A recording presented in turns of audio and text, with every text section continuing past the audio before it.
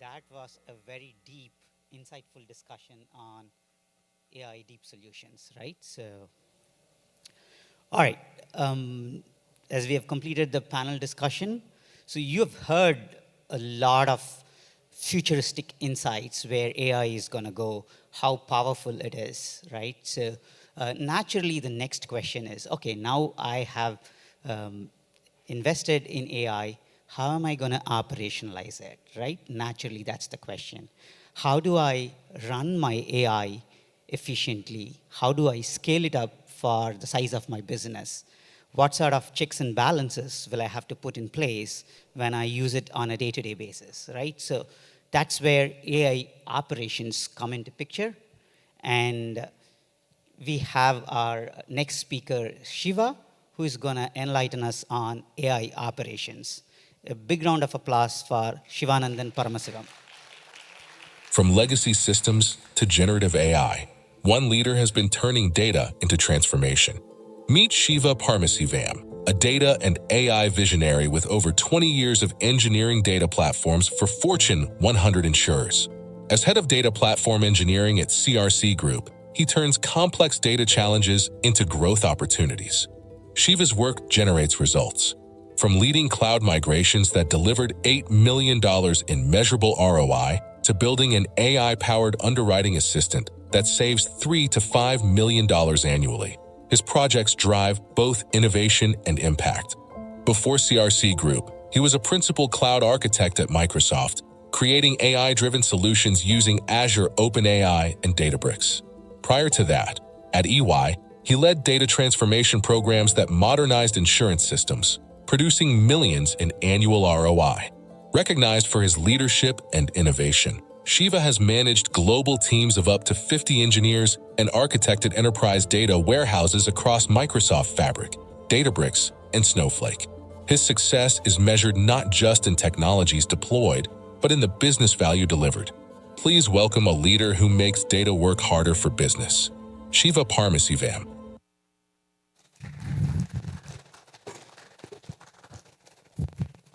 Thank you all, and thanks ATEA for this excellent opportunity. I was told I have to be in the center, that way there is coverage, so I'm going to stay in the center, but my presentation is slides oriented, so you'll see the slides on both sides.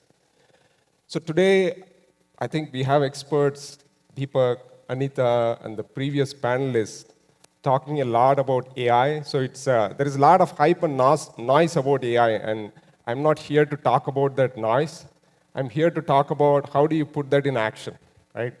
How are enterprises thinking about moving from simple chatbots to building autonomous enterprises, AI enterprises? So based on the field experience, I just want to share some notes with you. That's what this session is about. So let me flip the slides.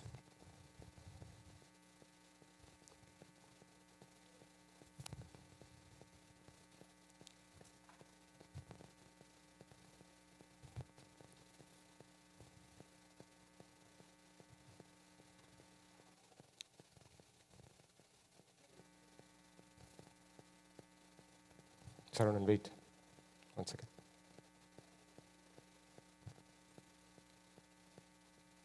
Maybe you might have to operate. Okay. Hold on.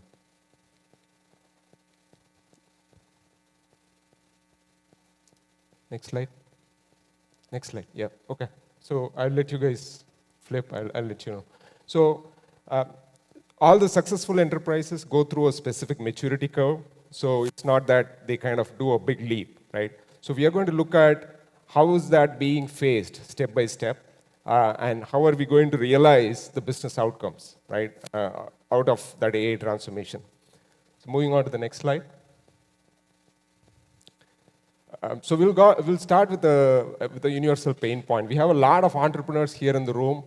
You all might have gone through a commercial insurance submission policy. So we will take that as an example, as an anchor point, and maybe we will start thinking or looking at how is this being AI-driven in phases, right? So today, if you look at a commercial insurance process, it starts with the broker sending a 50-page PDF to an insurance carrier. It could be like Nationwide or Progressive. And then there is like pin drop silence for 3 weeks. So we all might have seen this in Indian government offices where you send something to somebody, it sits in somebody's files or desk, and you don't hear back. So it's kind of a similar story. But if you think about what's happening behind the scenes at that carrier or the insurance provider, there is a bunch of human experts who are just moving around, figuring out what should be the right code, what should be the right price for that particular policy. So there is a lot of human activity happening behind the scenes. Next slide. So we are going to anchor that use case, and we will see a 5-phase journey. How is that happening from phase 1, which is off-the-shelf products, all the way to autonomous AI enterprise? And if you look at the total addressable impact for that particular transformation, just the submission intake, it touches closer to 100 million for a carrier who is mid-size, like a $1 billion carrier who does maybe this insurance around commercial or even property for that matter. So we are going to introduce a fictional character. The fictional character's name is Sarah. She's an underwriter.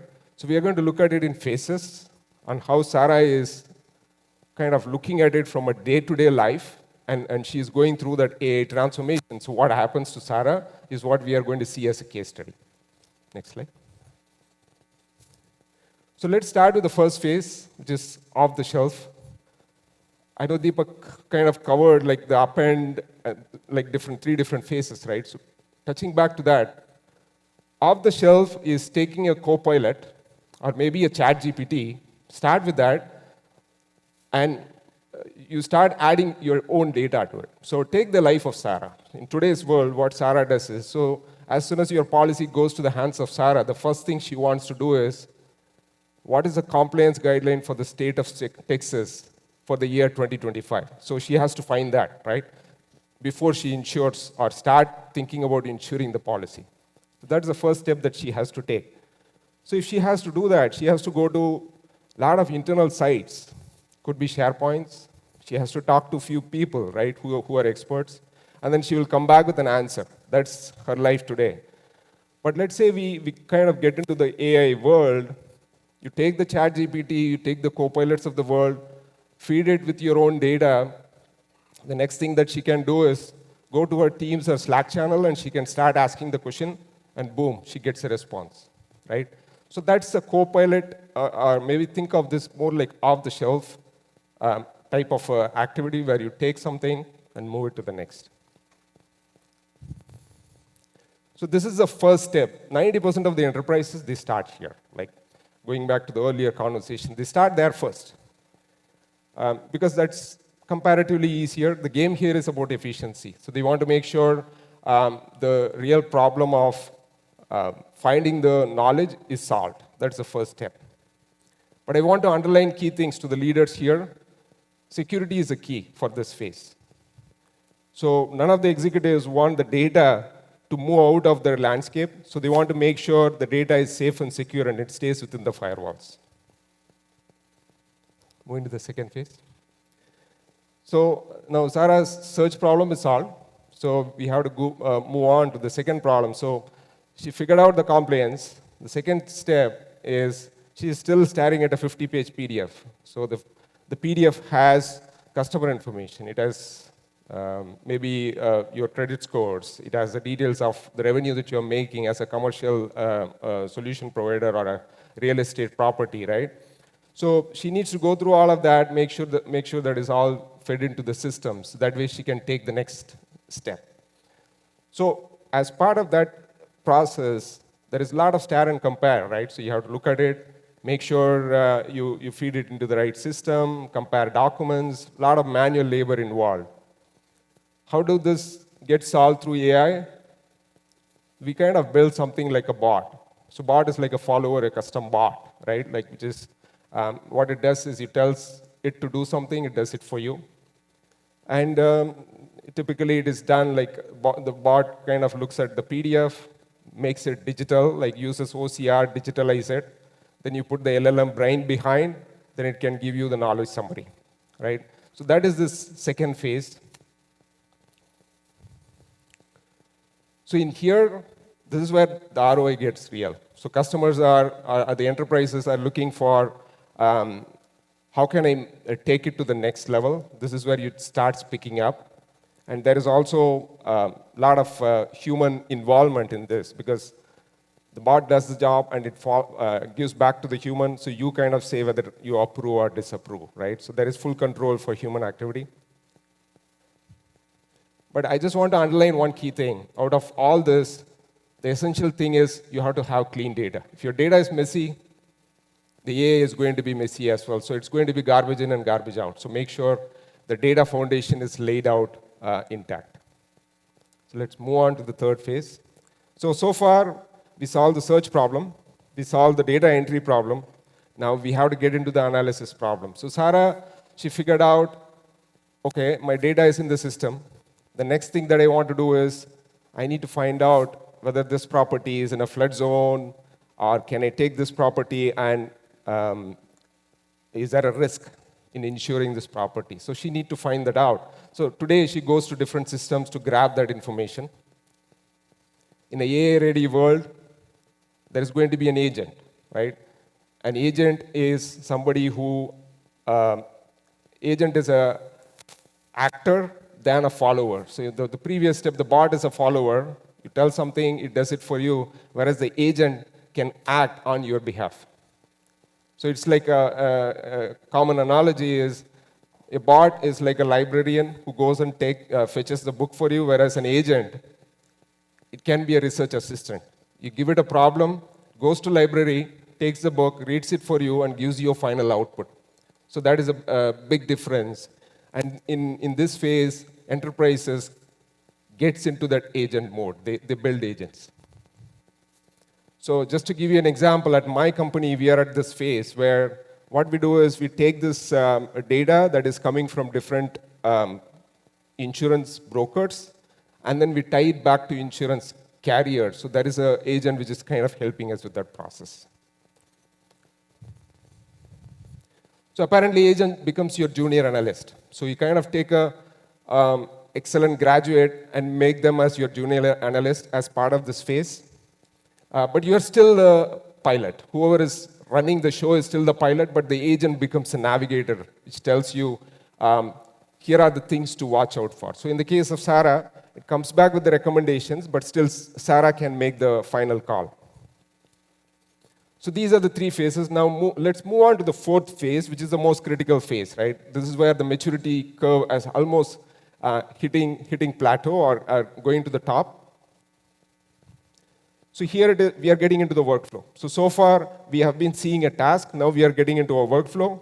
So insurance is a human chain problem, right? There are different systems, different groups. They have to talk to each other before a quote comes out to you.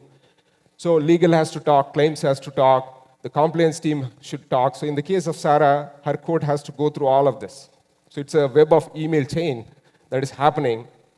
But in an AI-ready world, there is a manager AI agent which is orchestrating the whole thing, where a claims agent talks to one, it does its job, legal does its job. So for the commercial insurance use case, it does all of these agents talk to each other, they coordinate to each other, and then they come back and say, hey, this property, I see it is in a flood zone. Maybe let's bump up the premium by 5% or 10%, so it gives a choice back to Sarah. Sarah can then decide whatever choice she wants to make. Going back to the next one. Yeah. So this is the hero state. And this is the state that companies are aiming for. Basically, this is where your coordination cost reduces completely, and you are ready to pick up or reap the benefits. But keep one thing in mind, you can't jump directly to this. You have to go through phases.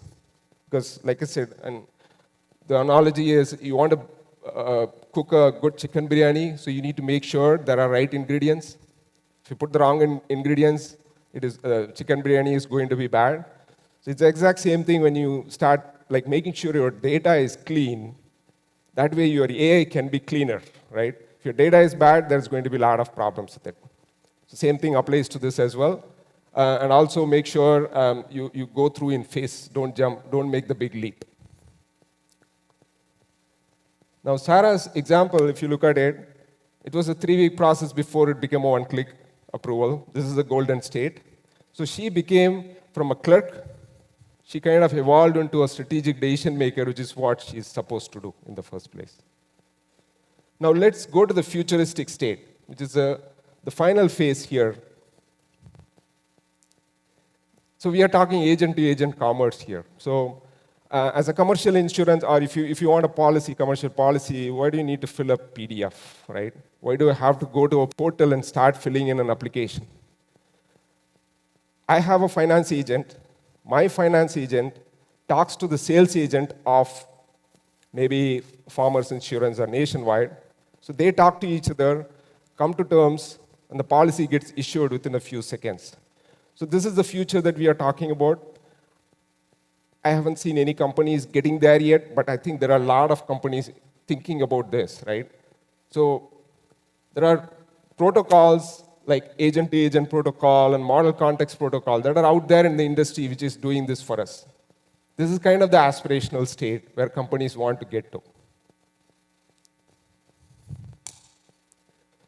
So what is the final takeaway out of this? I have 3 strategic takeaways for you as leaders. One, don't overcomplicate your phase 1. Phase 1 is where you kind of warm up your team, right? You're building the AI muscle within your organization, so make it clean and simple. Second phase, the second thing as a takeaway is make sure your data is clean. And I think we saw that in all 3 phases where having good data gives you good results. And finally, think in workflows. Instead of asking, can AI write this particular summary for me? Just see, can this whole workflow be AI driven? So the technology is ready, it's all up to us, and up to you entrepreneurs to think, are you ready from your data foundation to be AI ready, AI future or AI hero for tomorrow? Thanks a lot. And thank you to ATEA, Mr. Arunana and Arun Prasad, and I would like to thank Prakash as well if he is here in the room. Appreciate all the support and opportunity.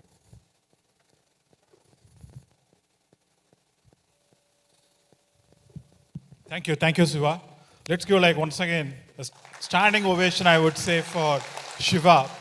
The reason is, see, again, I want to reiterate the way the sessions have been shaping up today, isn't it?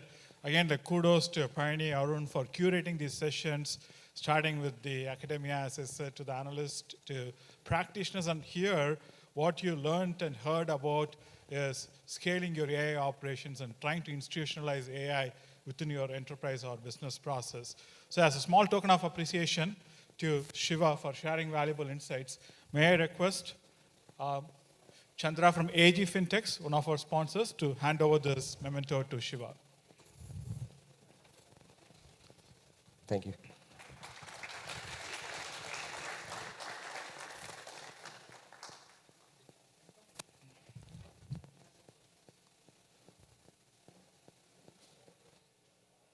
So we can actually take one question. Since there was a request, we have 1 minute, so we can take one question. Siva. Yeah, thank you. So Siva, there's... Yeah. Hey Shiva, it was a wonderful session. Thank you. Probably it's a one question, I put it. The first question is, you said you are using structured data, you are converting an unstructured information from the PDF to an structured data. Yep. So there you have in a box there, it's a private model. Is it a proprietary model that is built by your organization? Number one. If that database, structured database, is it a conventional Oracle or like a database, or it's in a vector database? And I overall get a feel, all the agents what you have, they are simply APIs collecting data, passing information from agent to agent. So the entire solution, is it predictive in nature or it is generative in nature? Yeah, great questions. So maybe there are a lot to unpack, but I will take it step by step. So first step, I know you asked about I'll give you an example, maybe that will resonate easily for you. So we had one of our customers, it's a payment solution provider. They want to read all the tax forms.